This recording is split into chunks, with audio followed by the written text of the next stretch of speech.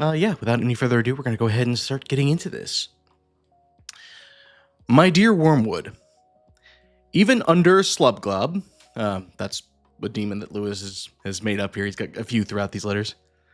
You must have learned at college the routine technique of sexual temptation. And since, for us spirits, this whole subject is one of considerable tedium, though necessary as part of our training, I will pass it over.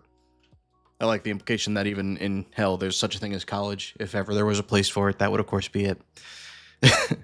But on the larger issues involved, I think you have a good deal to learn. I find it interesting Lewis actually just jumps right over that. But he does acknowledge, and he's correct, that it is such a huge aspect of Christian life that you almost like have to just know that that's something you're going to struggle with. Obviously, I think that's something that probably hits men a little bit more than it does women, but women, of course, do feel that temptation as well. They're not immune to it. But yeah, sexual temptation is one of the easiest techniques of the demons and the devils. They love to use it. It's something that's rampant in our society.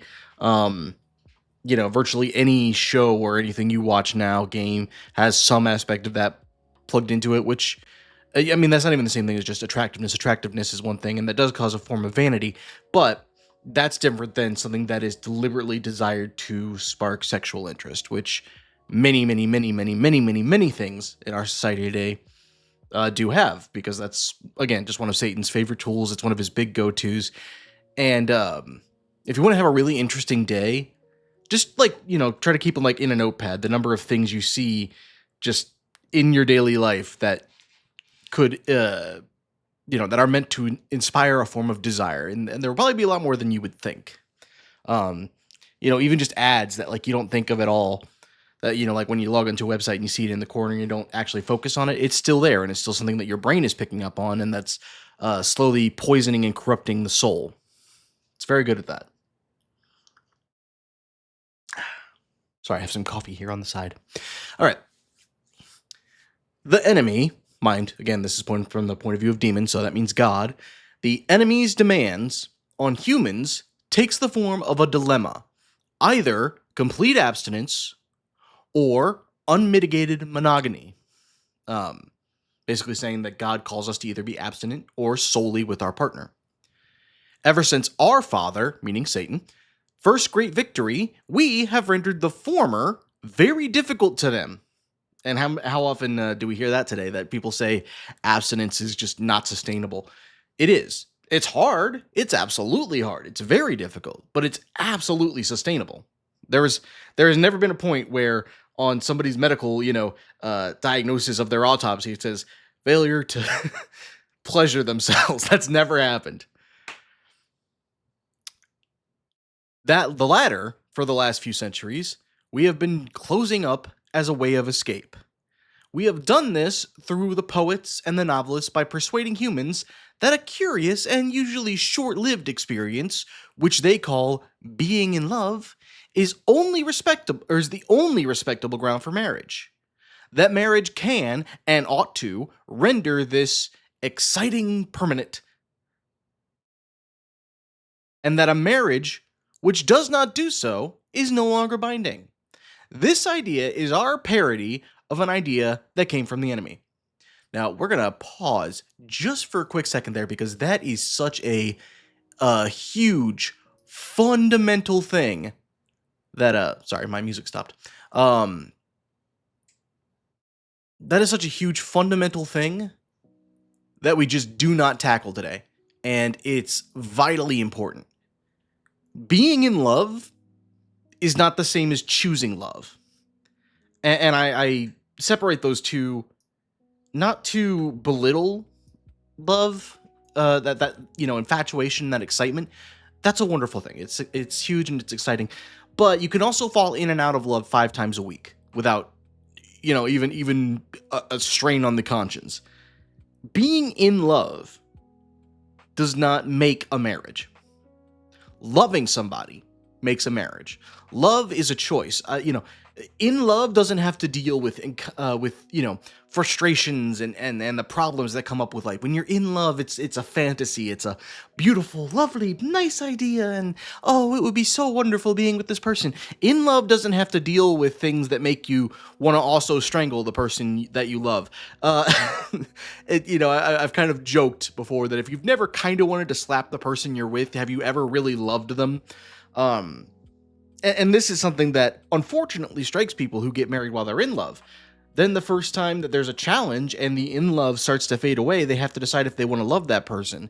But because they think that in love should be permanent, they then are convinced that they're no longer bound to this person. That's not the case. Whenever you're agreeing to marry a person, you're agreeing to love them. That's the whole purpose of those vows, for better or worse, in sickness and in health. That includes falling out of love. Now, they don't say that because that's not a very romantic idea, but the reality is that's part of it. And I don't think anyone that's ever been married stays in love over the decades and decades and decades. And they kind of shouldn't to an experience. That's not part of it, right? You look at an old couple in their 80s who are still together. I would hesitate to guess they're not still infatuated with each other, but they love each other. They agreed. They love each other. And that's not to say that there's no romance in love. There's a ton of romance in it. But it's a choice. You have to face all those difficult things that in love doesn't have to face. I love that Lewis touches on this, because this is something that I really, really am trying to tackle. Because I see marriage as something that's slipping away, especially in the wider world. I don't have the statistics on me, so forgive me that I might have my percentages slightly off. But the basic idea is that generally, in most of the first world countries, marriage has a rate of divorce at around 50%. 50% of marriages end in divorce in most first world countries. If people got married in a church, I believe it drops down to about 25%. If they attend Sunday service together, it goes down to, I believe, about 12. And then if they pray together daily, if they have meaningful daily prayer together, it drops down to 0.06%. I believe that roughly in those numbers. I could have some of them slightly off, but roughly in those numbers. Point being that one of the strongest things that binds a marriage is coming together before God daily. And the reason that binds you two together is not only is it then taught love, you're taught a selfless love. You're taught commitment because you're both committed to God. And not only are you both committed, you're both committed in the same direction. And if you have that set as your priority, you and your spouse can move together in a correct direction. Whenever we live in this world of individuality and this fascination, it means we're often going in different directions, even if it's just by a few degrees. After years and years, you look around and you say, well, I'm not standing next to my partner. What happened? Well, you guys weren't going in the same direction. And whenever we live in this world of being in love ought to be what keeps us together, well, you realize nothing is actually keeping you together. That was a huge, big distraction word salad we went down. But it is something that I've given a lot of thought to. It was actually part of what I preached on in my first sermon that I publicly did. But yeah, it's a very, very real, serious issue. The whole philosophy of hell rests on the recognition of the... Lewis is a fan of using words I've never heard before. Axiom? Axiom?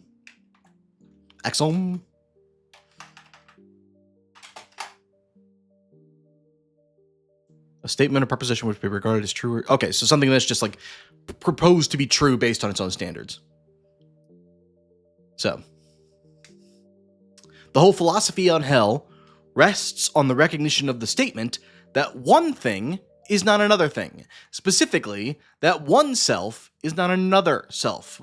My good is my good, and your good is yours. What one gains, another loses. Even an inanimate object is what it is by excluding all other objects from the space it occupies. We got a little bit scientific here. If it expands, it does so by thrusting other objects aside or by absorbing them. A self does the same.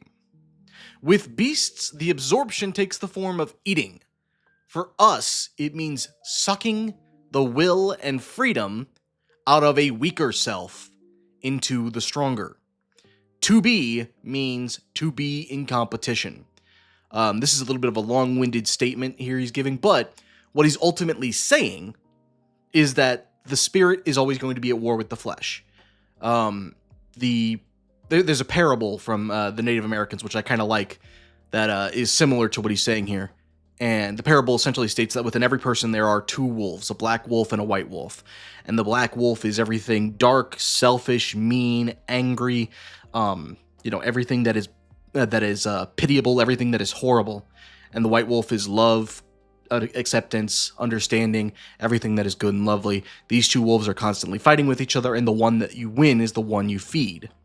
The one that wins is the one you feed more. That's kind of what Lewis is saying here, and he's not wrong. If you focus your efforts on the growth of the spirit in you, and if that's what's leading your soul, because the soul is born damaged, because we are, derived from the sin of Adam and Eve.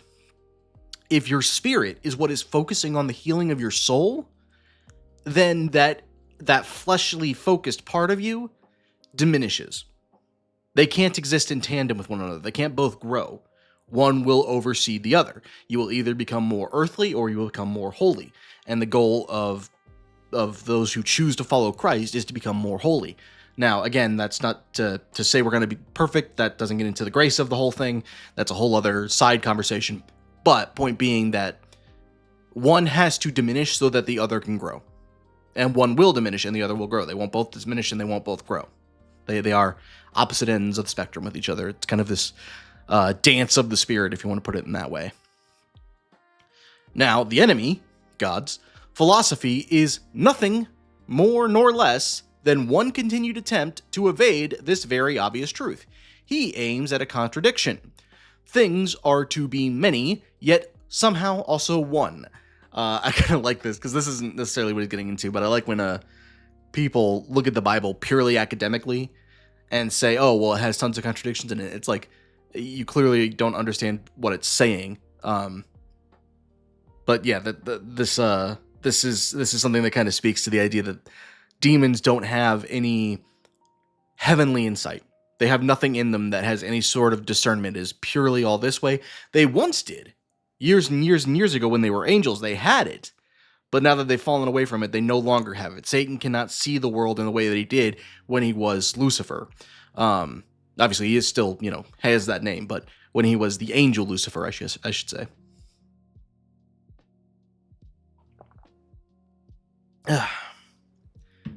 The good self is to be the good of another. This impossibility he calls love. Now, mind you here, this is also something kind of interesting, because when I spoke of the necessary growth and reduction, that's all within the self. But your growth in the term of saintlyhood doesn't mean it has to diminish the growth of another. And again, that's whatever the demons see things in the purely academic sense.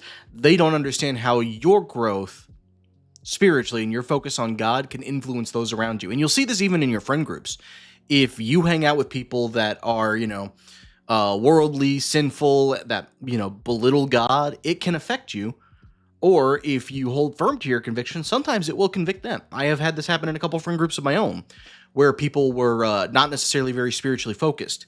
And then by being friends with them, by knowing what my convictions were, by having discussions over and over time, they've kind of shifted their views. And in a couple cases, they moved closer to God. And then I had one friend that unfortunately fell away from me.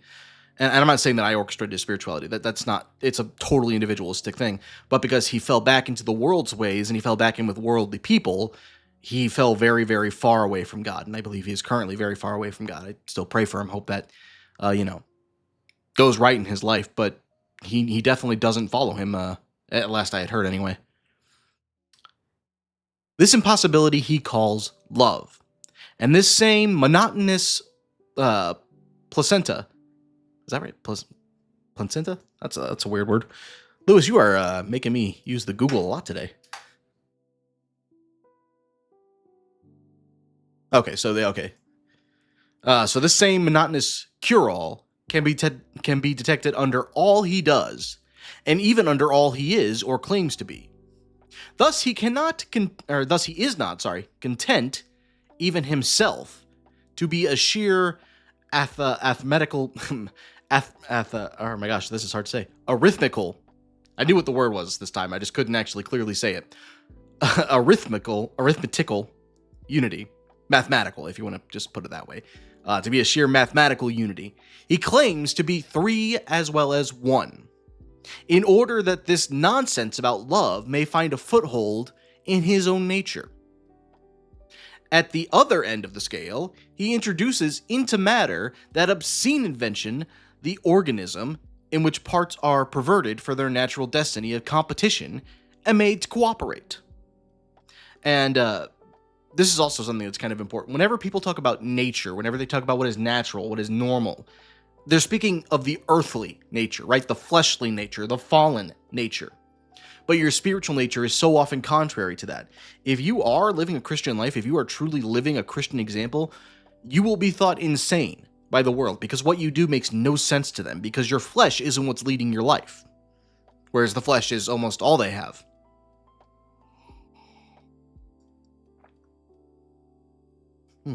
Good coffee. I also like how he kind of tackles the idea of the Trinity, because people who like to try to academic the Bible away will sometimes say, oh, well, Trinity isn't a term that's ever in the Bible. And that's true on its face. The word Trinity is not in the Bible. But absolutely the unity of Father, Son, and Spirit are. That's 100% something that's in the Bible. It's in there over and over and over and over and over and over and over. So people that like to, again, logic it away, say, oh, well, how can God be three things and God be one? Well, it's really not that complex. If I were to ask you what the element H2O is, I would ask you, is it a liquid, is it a solid, or is it a gas?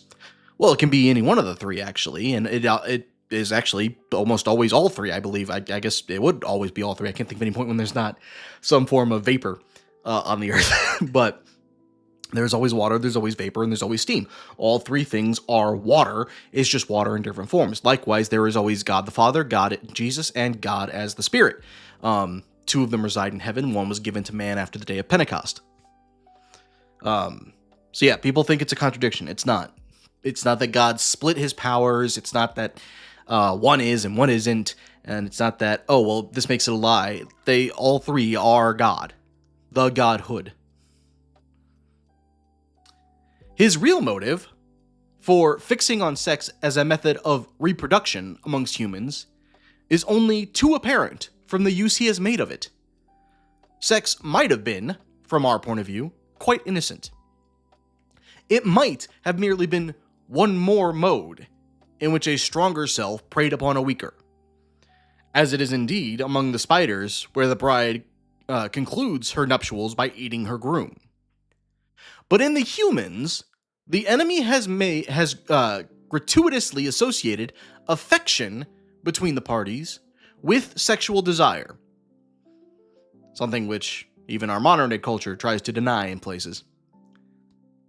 He's also made the offspring dependent on the parents and given the parents an impulse to support it, thus producing the family, which is like the organism, only worse, for the members are more distant, yet also united in more conscious and responsible way. And that's very true. I'm trying to think how to phrase this in a way that isn't gonna just sound like I'm being crude. Whenever a couple makes love, there is a hormonal component that will cause you to imprint upon one another if you stay together. However, if you don't, you instead imprint upon the experience, and the experience can't reciprocate, so it has to be increased in order to achieve the same result. And that's why you get people whose perversions and desires spin out into wilder and wilder fantasies. That's why you have all these, extreme perversions that the world takes place in, because their desire has grown, and what was once amazing and wonderful no longer sparks any joy in them, and so they have to then spin it off into this experience. Now, if you have spun off into that experience, that's not to say you can't correct that. It's just going to take a lot more work for you than if you had remained celibate until marriage, which is one of the reasons why that's celebrated so heavily, aside from, desires and experiences and all that kind of stuff. The whole thing, in fact, turns out to be simply one more device for dragging in love. Now comes the joke. The enemy, God, described a married couple as one flesh. He did not say a happily married couple, or a couple who married because they were in love, but you can make the humans ignore that. We talked on that earlier, the idea that marriage does not release you simply because you're no longer infatuated. You can make them forget that the man they call Paul did not confine it to married couples. Mere copulation, I can't say that word, for him, makes one flesh. Making love makes one flesh. You can thus get the humans to accept as rhetorical eulogies of being in love, what were in fact plain descriptions of the real significance of sexual intercourse. We talked about that a little bit earlier, the hormonal effect that takes place, the imprinting. The truth is that wherever a man lies with a woman, there, whether they like it or not, is a transcendental relation set up between them, which must be eternally enjoyed or eternally endured. From the true statement that this transcendental relation was intended to produce, and if obediently entered into, too often will produce affection and the family. That is something that is so poignant and so important to really understand. They teach in our modern day culture, the extremists teach that sex doesn't have to result in this, but it does. Unless you are somebody who is so dead in the spirit, so dead in the soul, that you enter in the realm of, have entered into the realm of, frankly, what I'll call psychopathy. Unless you're that far gone, there is a connection in this. It's designed to spark that connection. The reason it's intended for couples who are married is that it binds you to that person. It helps you deal with all those little frustrations that pop up whenever you're no longer infatuated with one another. It binds. It's the same reason that giving birth to a child will oftentimes cause the mother to bond with it. There's a reason that's a phenomenon that exists. It's something that helps us, spiritually, biographically. It's something that just furthers our species. Now, that's not to say, obviously, you can't come to love an adopted child as much as a biological one. I'm not saying that it negates that in any way. But there are women I've known in my own life who have ended up pregnant and decided they were going to give the baby up for adoption. A much, much preferable alternative to abortion, by the way. Once the baby was born, she actually started to deeply regret that she wasn't going to keep the child. She ended up agreeing it was for the best, but she expressed a lot of regret for it over the next few years. Even though the baby was given to a family member who cared for it, she could see the baby often. She still regretted not staying the active mother of the child. And that's because being born, there was a biological component of all those hormones that came in place. That's something that God designed so that we will bond, so that the family unit can expand in that way. Humans can be made to infer the false belief that the blend of affection, fear, and desire, which they call being in love, again, infatuation, is the only thing that makes marriage either happy or holy. The error is easy to produce, because being in love does very often, in Western Europe, and I would add in today's, America, in all first world countries really, precede marriages, which are made in obedience to the enemy's designs. That is, with the intention of fidelity, fertility, and goodwill. Just as a religious emotion, very often, but not always, attends conversion. That actually was my case. I did not have a huge swelling of emotion in my conversion because I already believed God was real. I was just being very stubborn and following my own will because I saw him as being inactive and basically that led to a point whenever it was clear I was not being effective in my own life and was ultimately ruining it. And even though I was trying to do what I thought was good, I was not having any effect. And so then I gave my life to God. There wasn't a huge emotional swelling in that moment. There have been obviously multiple points throughout when I've been, just drowned in the spirit sense. But in the moment of my conversion, there wasn't. But oftentimes there is. And that usually comes from a person who hasn't known God and then suddenly realizes how broken they are in the spirit and want to be healed. Or how broken they are in the soul, I should say, not in the spirit. In other words, the humans are to be encouraged to regard as the basis for marriage a highly colored and distorted vision of something the enemy really promises as its result. Two advantages follow. In the first place, humans who do not have the gift of consonants. Let's go ahead and make sure we get a definition on that one so I don't misrepresent that word.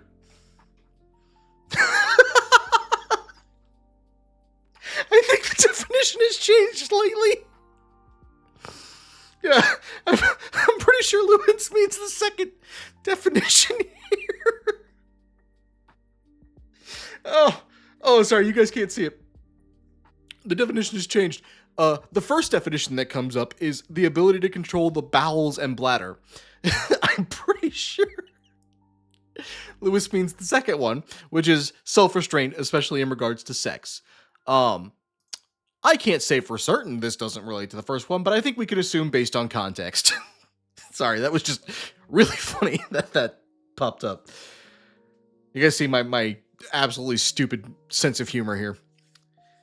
In the first place, humans who do not have the gift of self-restraint can be deterred from seeking marriage as a solution because they do not find themselves in love. And thanks to us, the idea of marrying with any other motive seems to them low and cynical. Yes, they think that. They regard the intention of loyalty to a partnership for mutual help, for the perversion of chastity, for the transmission of life, as something lower than a storm of emotion. Don't neglect to make your man think that the marriage service very offensive. This is one of those things, man, one of those opinions that would probably get you, shouted at. You don't have to have this grand revelation of being in love. You have to commit to the other person. That's what the point of dating really is to see, is this a person I can commit to? Do we have, our standards for life in agreement that we can make a go of a commitment and a love to one another? Now, being in love is wonderful. It is something that can be sparked very easily with a romantic partner, and it's a beautiful, wonderful thing. But if being in love is the only thing that is ever going to make you pursue a relationship, you're likely setting yourself up for quite a bit of disappointment, especially if you're relying on in love to be what makes your marriage survive. Now, that's not to say that you can't fall in love with somebody that you love. You absolutely can. I know couples, even husbands and wives, who fall in love all over again. It's a wonderful thing. I'm not putting that down in the least. But you can't rely on in love being love. In the second place, any sexual infatuation, whatever, so long as it intends marriage, will be regarded as love. And love will be held to excuse a man from all the guilt and to protect him from all the consequences of marrying a heathen, a fool, or a wanton. But more of this in my next, your affectionate Uncle Screwtape. That's also very true. You can't excuse immorality in a relationship as, oh, well, we're going to get married. Because going to can never happen. I'm not saying it always won't, but oftentimes going to just doesn't happen. And when it just doesn't happen, well, then you've, damaged your relationship.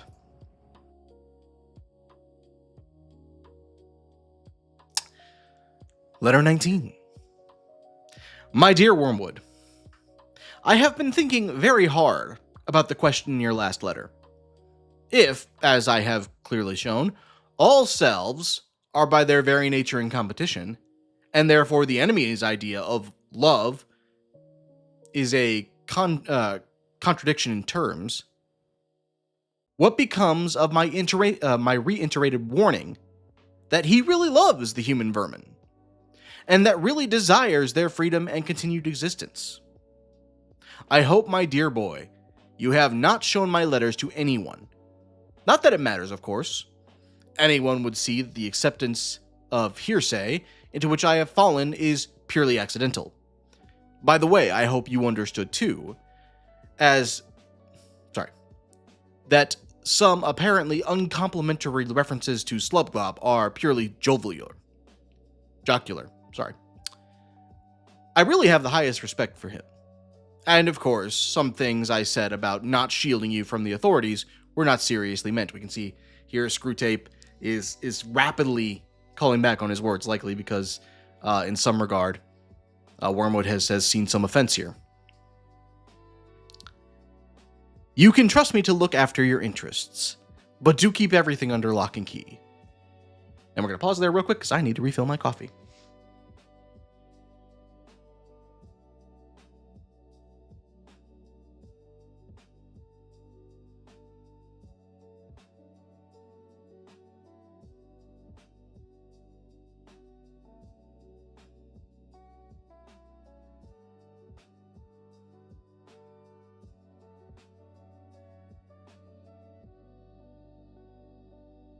Okay, sorry, I'm back. The truth is, I slipped by mere carelessness into saying that the enemy really loves the humans. That, of course, is an impossibility. Mind you, again, this is from the point of view of demons. They don't understand love, so they think it is impossible that God loves us. He is one being. They are distinct from him. Their good cannot be his, and his talk about love must be a disguise for something else.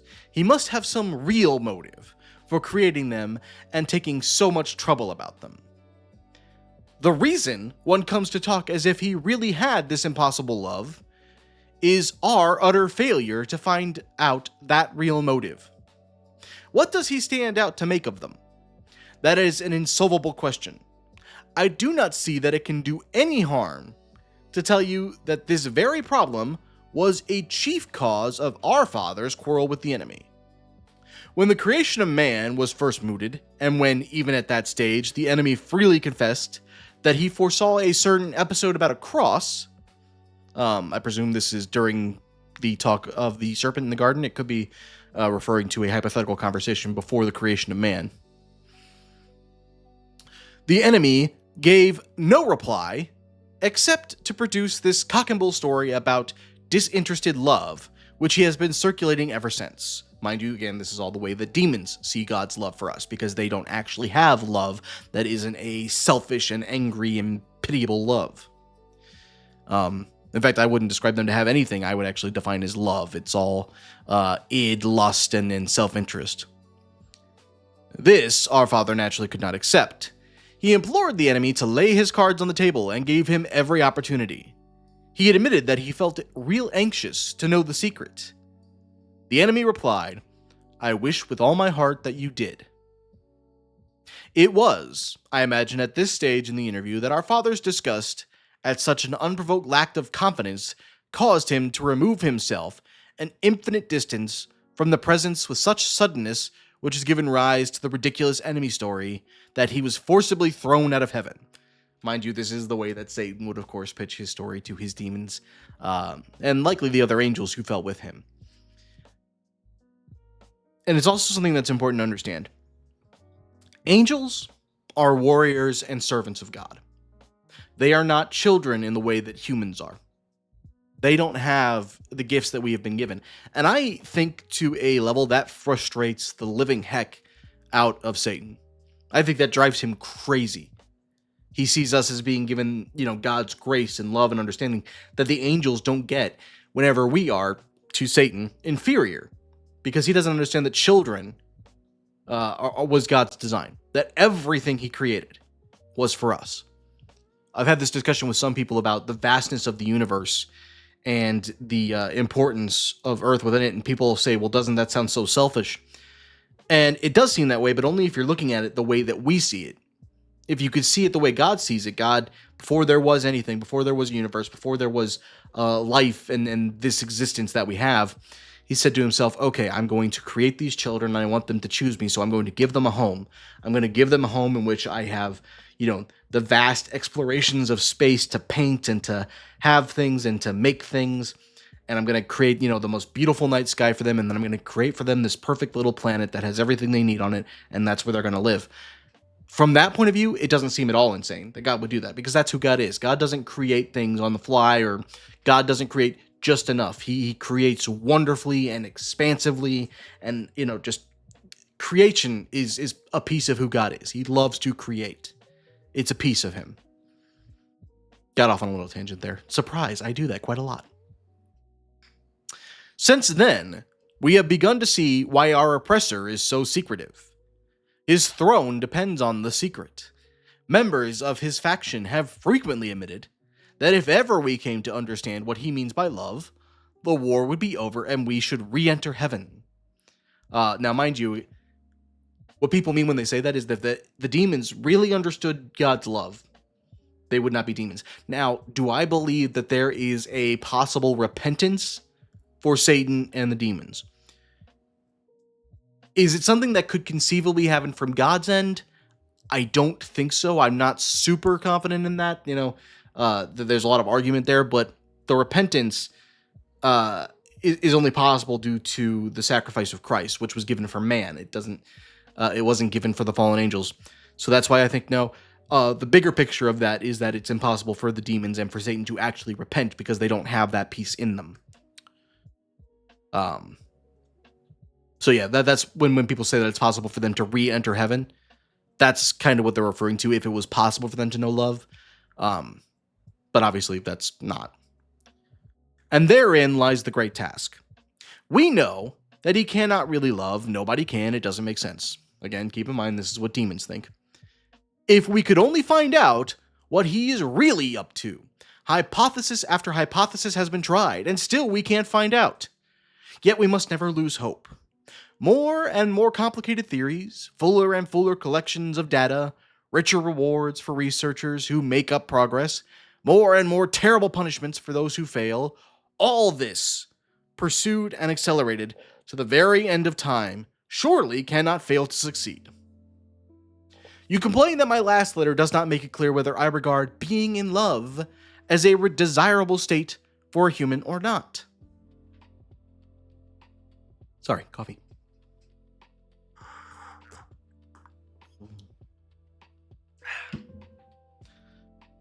But really, Wormwood, that is the sort of question that one expects them to ask.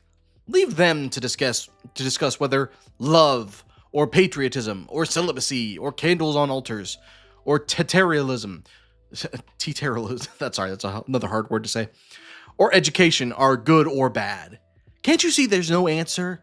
Nothing matters at all except the tendency of a given state of mind in given circumstances to move a particular patient at a particular moment nearer to the enemy or nearer to us. That is a wonderful, wonderful little paragraph there. And it's so true. Now, don't get me wrong, there are things that are just unqualifiably, or, not necessary to qualify as being bad or being good. Even the Bible says that the religion God expects is to take care of widows and orphans. Yes, taking care of widows and orphans, giving them food, shelter, all that kind of stuff. You don't have to qualify. That is a good thing to do. It is also bad to murder or rape or pillage or do any of the nasty, horrible things that appear purely to the flesh. But everything else in between has largely come down to the personal journey. For example, there's a verse that talks about drinking and being merry. And I would say that celebrating with people can be a very good thing.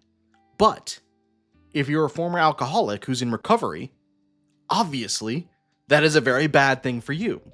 Likewise, there are things that might be seemingly innocent for other people that would be very bad for me. Or there might be things that normally somebody would say, ooh, that's a little bit, that's probably not a great idea. But if it's something that's done to the glory of God, it can be good. Now, again, that has to be done in earnestness, and that has to be done. I would always urge people to have accountability partners and other people who can check you, because they might have a perspective on it you can't.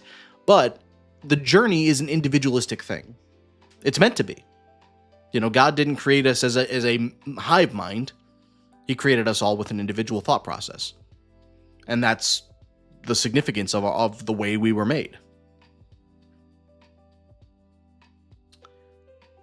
If he is an arrogant man with a contempt for the body, really based on delicacy, delicacy, but mistaken by him for purity, and one who takes pleasure in flouting what most of his fellows approve, then by all means let him decide against love.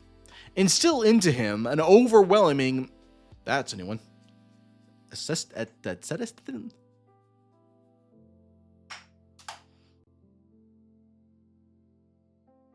Okay, so yeah, self-discipline, avoidance of all forms of indulgence, especially for religious reasons. So we'll say extreme abstinence. And stir into him an overwhelming abstinence. And then, when you have separated his sexuality from all that might humanize it, weigh in on him with it in some much more brutal and cynical form.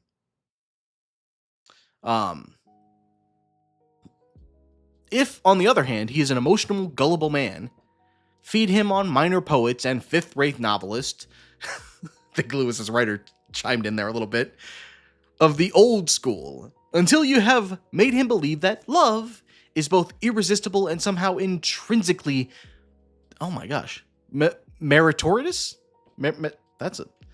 Lewis, please, use words. Deserving reward or praise. Okay. Is somehow intrinsically worthy of praise. This belief is not much help, I grant you, in producing casual unchastity. But it is an encourageable recipe for the prolonged, noble, romantic, tragic adulteries, ending, if all goes well, in murder and suicides. I guess you could look at almost any Shakespearean play for that. Failing that, it can be used to steer the patient into a useful marriage. Mind you, they're speaking useful for the demons. For marriage, though the enemy's invention, has its uses. There must be several young women in your patient's neighborhood who would render the Christian life intensely difficult to him, if only you could persuade him to marry one of them. This is why I speak of the importance of making sure you and your partner are headed in the same direction. This is the importance of being not unequally yoked. That's what that refers to. That's why we're encouraged not to marry unbelievers, is because they will stop your journey cold. Sometimes not intentionally, but often not intentionally. Please send me a report on this when you next write. In the meantime, get it quite clear in your own mind that this state of falling in love is not in itself necessarily favorable to either us or to the other side. It is simply an occasion which we and the enemy are both trying to exploit. Like most other things which humans are excited about, such as health and sickness, age and youth, or war and peace. It is, from the point of view of the spiritual life, mainly raw material. Your affectionate uncle, Screwtape. I think that's one of the more straightforward letters, honestly. It's just, there are lots of things that are not intrinsically good or bad. They are merely a thing, and how you respond to them is the far more vital aspect. That's the importance of knowing God, because then you will know how to respond. That's, people look at the Bible as if it's, and not everybody does this, but some people, I should say, look at the Bible as if it's meant to be a legalistic code, right? As if it's God's constitution. That's not the point of it. The point is, this is who God is. By reading this, you understand a little bit of who God is, and it's to guide you towards him. And then whenever you get something in your head that you think might be from him, you know how to check it. Does what I feel God, telling me match what's in this book? And if it does, then it's of God. And if it doesn't, which sometimes it won't, sometimes Satan will try to put ideas in your head, you'll know, hang on, This doesn't match this God I know.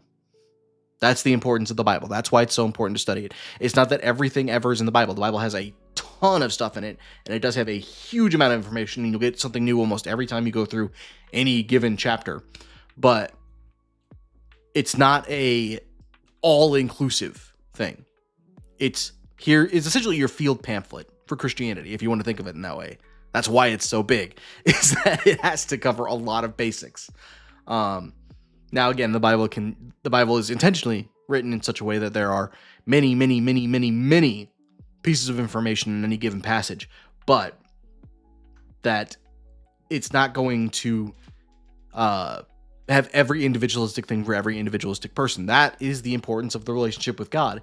If our relationship with Him were based purely on knowledge of the Bible, it would just be a doctrine. It would just be traditionalistic.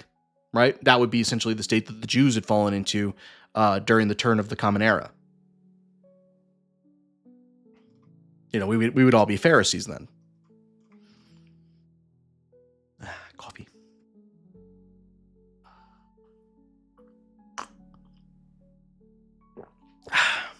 Sorry, that probably didn't sound wonderful for you guys, but it tasted delicious for me. All right. On to letter 20. Did I skip the end of that? Okay, no, sorry. I talked so long there, I was like, wait a minute, did I skip something? ADD brain kicking in. Letter 20. My dear Wormwood, I note with great displeasure that the enemy has, for the time being, put a forcible end to your direct attack on the patient's chastity. You ought to have known that he always does in the end. And you ought to have stopped before you reached that stage. For as things are, your man has now discovered the dangerous truth that these attacks don't last forever. Consequently, you cannot use what is, after all, our best weapon, the belief of ignorant humans, that there is no hope of getting rid of us except by yielding. I suppose you've tried persuading him that chastity is unhealthy? That's also something that's very important. During the moments of temptation, it's so easy to forget that it is a temporary temptation, that it's going to fade. No one has ever suffered unyieldingly these attacks. It'll pop back up throughout their lives, but God is not going to let you suffer indefinitely. I haven't yet got a report from you on the young woman in the neighborhood. I should like to see it at once. For if we can't use his sexuality to make him unchaste, we must try to use it for the promotion of a desirable marriage. Mind you, again, they mean desirable by demonic standards. In the meantime, I would like to give you some hint about the type of woman, the physical type, which you should be encouraged to fall in love with, if falling in love is the best we can manage. In a rough and witty way, oh my gosh, rough and witty? Welcome to my mouth going. In a rough and ready way, of course, this question is decided for us by spirits far deeper down in the lowerarchy than you and I. It is the business of these great masters to produce in every age a general misdirection of what may be called sexual taste. This they do by working through the small circle of popular artists, dressmakers, actresses, and advertisers who determine the fashionable type. I'm going to stop and read that sentence again. This they do by working through the small circles of popular artists, dressmakers, actresses, and advertisers who determine the fashionable type. Hollywood, businesses, all that push forth the desirable form are not your friends. They are made to invoke desire. That is their purpose. And ultimately, their guides are demonic. I know that we think that's pleasing and we think, oh, well, it's probably not too bad. If you have to arm yourself against it. You're not going to be able to avoid it completely unless you live in a cabin in the woods and don't ever engage in any form of, outside involvement. Barring that, you're never going to be able to avoid, the corporate implementation of this kind of stuff. You have to be fully aware of it. The aim is to guide each sex away from those members of the other with whom our spiritually helpful, happy, and fertile marriages are most likely. The goal is to derive us away from people who would spiritually enrich us and give us a happy, loving marriage. That is Satan's desire and move for us. It's why it's so important that you don't think, well, that's probably okay. Thus, we have now, for many centuries, triumphed over nature, to the extent of making certain secondary characteristics of the male, such as the beard, disagreeable to nearly all females. That's something that's probably changed. That's something that's, there are women that like facial hair, women that don't. That's all something that's, largely changed in our current day world. During Lewis's day, that may have been true. I wouldn't, you think back to a lot of photos of people at the time, and they usually are clean shaven. That's pretty funny, though. That's the example he uses. But yeah, you could fill that in with anything in today's world. There are things that, people generally find disagreeable with either sex. And there is more in that than you might suppose. As regards the male taste, we have varied a good deal. At one time, we have directed it to the statuesque and aristocratic type of beauty, mixing men's vanity with their desires, and encouraging the race to breed chiefly from the most arrogant and prodigal women. At another, we have selected an exaggeratedly feminine type, faint and languishing, so that folly and cowardice, and all the general falseness and littleness of the mind, which go with them, shall be at a premium. At present, we are on the opposite track. The age of jazz. I'm sorry, just when you reconsider when this is written, Lewis, going, oh, that jazz music. The age of jazz has succeeded the age of the waltz, and we now teach men to like women whose bodies are scarcely distinguishable from those of boys. Well, that line aged like it did. I mean, I'm not going to go into it. You get my point. Since this is a kind of beauty even more transitory than most, we thus aggravate the female's chronic horror of growing old, with many excellent results, and render her less willing and less able to bear children. And that is not all. We have engineered a great increase in the license which society allows to the representation of the apparent nude, not the real nude, in art, and in its exhibition on the stage or the bathing beach.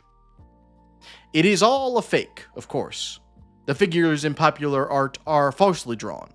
The real women in bathing suits or tights are actually pinched in and propped up to make them appear firmer and more slender and more boyish than nature appears a full-grown woman to be. In modern society, that is true, although it's oftentimes in the other way. All those models and everything, they're often airbrushed or, treated so that they're more exaggerated than they are in real life. Even actors in Hollywood who actually do work out and aren't just enhanced with CGI, they're presenting a false image in terms of the way anyone would normally be able to achieve that. The example I would use that is even for Doctor Strange, Benedict Cumberbatch, who isn't, like Chris Evans or Chris Hemsworth is in Marvel movies. He's somebody who is clothed pretty considerably through that time. He said he hated the bodybuilding process for his character because it was so insanely wasteful. He was eating 5 large meals a day and working out to get the calorie intake that he needed in order to bulk up in the way that they wanted. So that's what I mean when I say it's not something that's realistic. It's not that it's unachievable if you have the resources, but it's not a way most people are ever going to live. Yet at the same time, the modern world is taught to believe that if being frank and healthy is getting back to nature. As a result, we are more and more directing the desires of men to something which does not exist, making the rule of the eye in sexually more and more important, and at the same time making its demands more and more impossible. What follows you can easily forecast.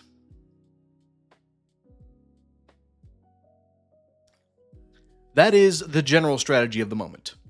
But inside that framework, you will still find it possible to encourage your patient's desires in one of two directions. You will find, if you look carefully into any human heart, that he is haunted by the last two imaginary women, a terrestrial and infernal Venus, that his desires different qualitatively according to its object. There is one type for which his desire is sure as to be naturally amenable to the enemy, readily mixed with charity, readily obedient to marriage, colored through all that golden light of reverence and naturalness which we detest. Mind in all that, and Lewis is describing essentially of the ideal woman, none of it is focused on the physical. Now, yes, physical attraction is a facet in relationships. I'm not saying it's not. But the focus is on her behavior as a woman. Readily mixed with charity. Readily obedient to marriage. Now, mind you, again, when he says obedient, it's not the women shut up and don't talk back that some people have turned those verses into. It means obedient to each other. A man leads in a marriage, yes, but he's also obedient to his wife just as his wife is obedient to him. Colored through all that golden light of reverence and naturalness, which we detest. There is another type, which he desires brutally, and desires to desire brutally. A type best used to draw him away from marriage altogether, but which, even within marriage, he would tend to treat as a slave, an idol, or an accomplice. So, mind, again, this is just emphasizing that proper marriage isn't the shut up and put out.